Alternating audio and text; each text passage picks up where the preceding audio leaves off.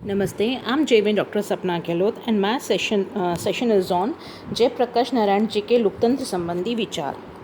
जयप्रकाश नारायण के व्यक्ति की स्वतंत्रता एवं समानता में पूर्ण आस्था थी और इनकी प्राप्ति के लिए वे लोकतंत्र को उचित व्यवस्था मानते थे। अतः उन्होंने लोकतंत्र की स्थापना तथा इसके कुशल संचालन के वे गंभीर चिंतन प्रस्तुत करते हैं। जयप्रकाश ने अपनी लोकतंत्र की अवधारणा में उसके संवैधानिक ढांचे एवं संगठन की तुलना में उसके नैतिक पक्ष को अधिक महत्वपूर्ण माना। इस विषय में जयप्रकाश का एक कथन अत्यंत सारपूर्ण है कि सबसे पहले और सबसे प्रमुख बात यह है कि लोकतंत्र का समस्या मूल रूप से एक नैतिक समस्या है।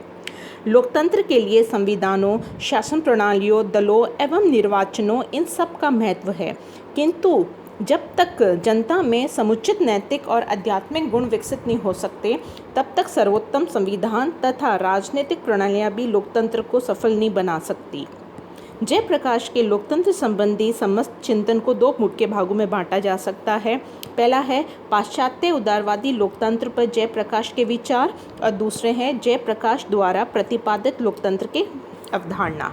पाश्चात्य उदारवादी लोकतंत्र पर जयप्रकाश के विचार हैं।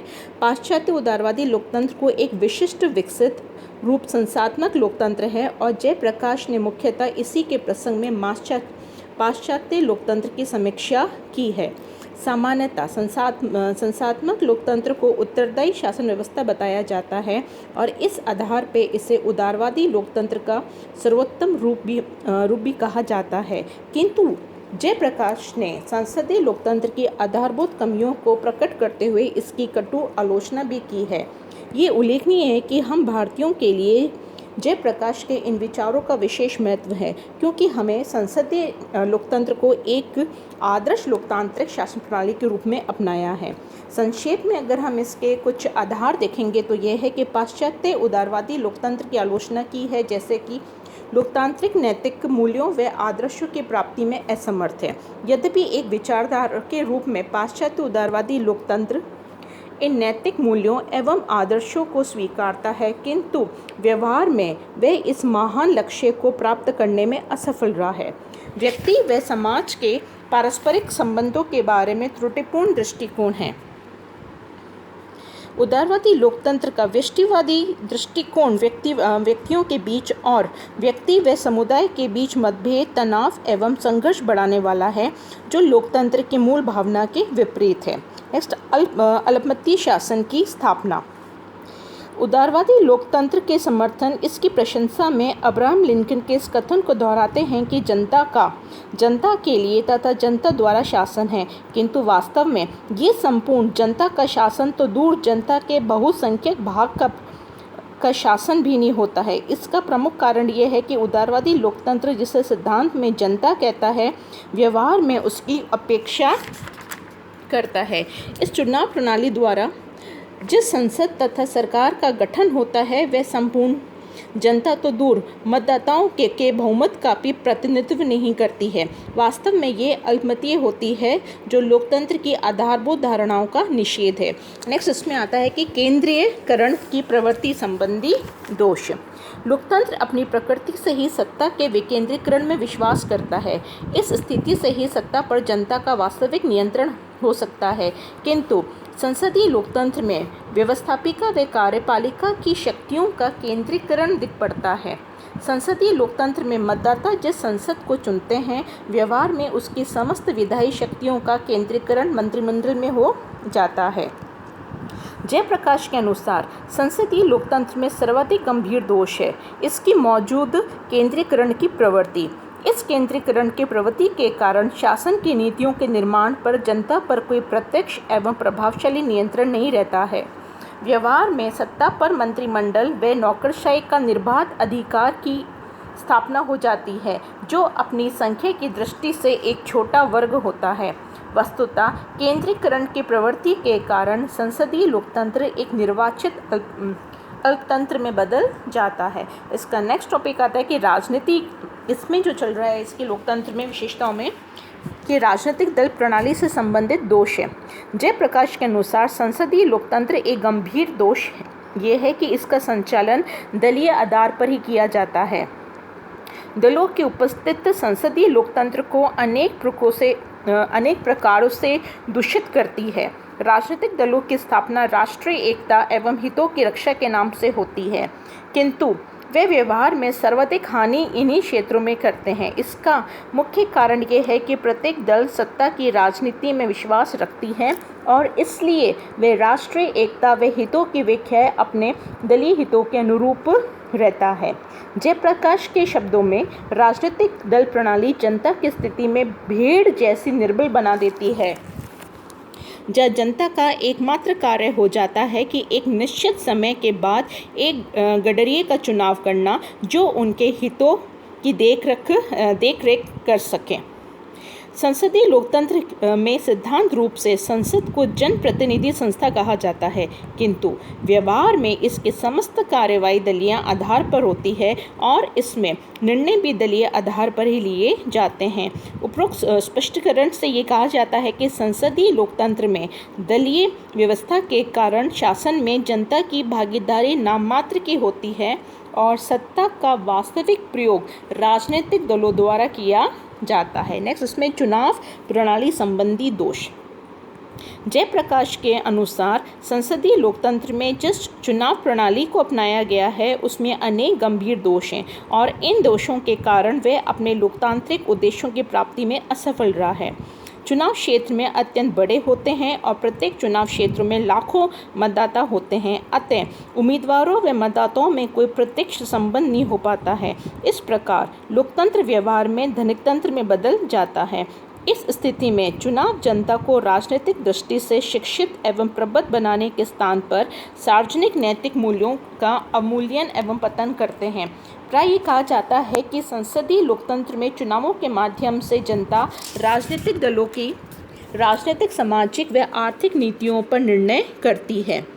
इस स्थिति में स्वस्थ जनमत का निर्माण संभव ही नहीं होता और इस प्रकार चुनाव परिणाम सही मायने में जनमत को प्रकट करने में असमर्थ रहते हैं। अपने परिणाम की दृष्टि से इस चुनाव प्रणाली का सबसे गंभीर दोष ये है कि वे जनता के द्वारा जनता का ना तो कोई वास्तविक नियंत्रण स्थापित करती है और ना ही राष्ट्रीय नीति के निर्माण में जनता को कोई वास्तविक भागीदारी ही सौंपती है। नेक्स्ट आ रहा है इसमें जयप्रकाश द्वारा प्रतिपादित लोकतंत्र की अवधारणा। जयप्रकाश के लोकतंत्र संबंधी अवधारणा मूलतः लोकतंत्र के नैतिक मूल्यों एवं आदर्शों पर आधारित है।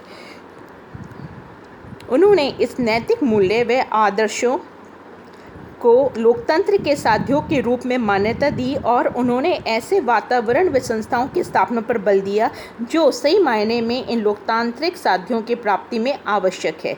ये उल्लेखनीय है कि सामान्य तौर पर जयप्रकाश की लोकतंत्र संबंधी अवधारणा को सर्वोदय लोकतंत्र या लोक स्वराज कहा जा सकता है, किंतु वास्तव में उनकी संपूर्ण अवधारणा में अनेक विशिष्ट पहलू व गुण हैं जो इनके आधार पर इसे अनेक नाम भी दिए गए हैं, जैसे कि इसे partyless democracy, participating democracy, organic democracy, communitarian democracy जिसे कि आप समुदाय लोकतंत्र कहते हैं इत्यादि। वास्तव में इनकी लोकतंत्र की अवधारणा राज्य के पुनर्निर्माण की अवधारणा है और जिसकी प्रमुख विशेषता हैं, जैसे पहले लोकतंत्र एक नैतिक व्यवस्था है और उसका मत है कि वह अपने शुद्ध एवं मौलिक रूप से नैतिक साध्यों वाली व्यवस्था है और ये केवल ऐसे समाज में ही पाया जा सकता है जिसके सदस्य आवश्यक लोकतांत्रिक नैतिक गुण वाले हो।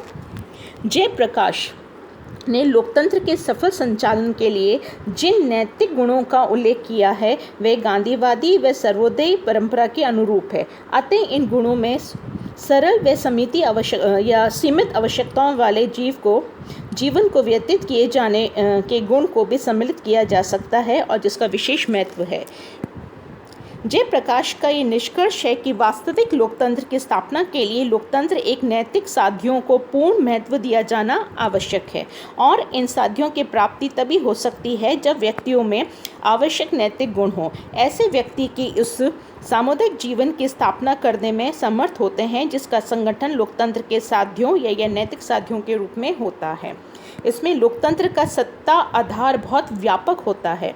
संसदीय लोकतंत्र का एक गंभीर दोष ये होता है कि आम चुनाव में मतदान के बाद राजनीतिक प्रक्रिया तथा जनप्रतिनिधियों पर जनता का कोई प्रत्यक्ष एवं सारपूर्ण नियंत्रण नहीं रहता है। जयप्रकाश के अनुसार इस दोष का प्रमुख कारण है कि संसदीय लोकतंत्र में पाया जाने वाला सत्ता संगठन का सिद्धांत। संसदीय लोकतंत्र को अपनी लोकतांत्रिक संस्थाओं एवं संरचनाओं के बावजूद संपूर्ण सत्ता एक केंद्र में निवास करती है और इस सर्वोच्च शिखर व एकमात्र केंद्र में सत्ता का प्रवाह नीचे की ओर होता है। इस प्रकार सत्ता मध्यवर्ती स्तरों से होती हुई जब अंत में अपने निम्नतम स्तर में पहुंचती है तो न केवल ये मात्रा में बहुत कम होती है अपितु ये स्थानीय जन समुदाय पे आरोपित होती है। जयप्रकाश के अनुसार एक वास्तविक लोकतंत्र की स्थापना के लिए जरूरी है कि संसदीय लोकतंत्र में पाए जाने वाले सिर के बल खड़े सत्ता के पिरामिड को उसके पैरों पर खड़ा किया जाए। लोकतंत्र का सत्ता आधार अत्यंत विस्तृत एवं व्यापक होगा और सत्ता इस आधार से उच्च स्तर की ओर प्रवाहित होगी। लोकतांत्रिक व्यवस्था के सर्वोच्च शिखर को सत्ता निम्न स्तर द्वारा प्राप्त होगी तो वह अपनी प्राप्ति व उद्देश्य की दृष्टि सीमित होगी।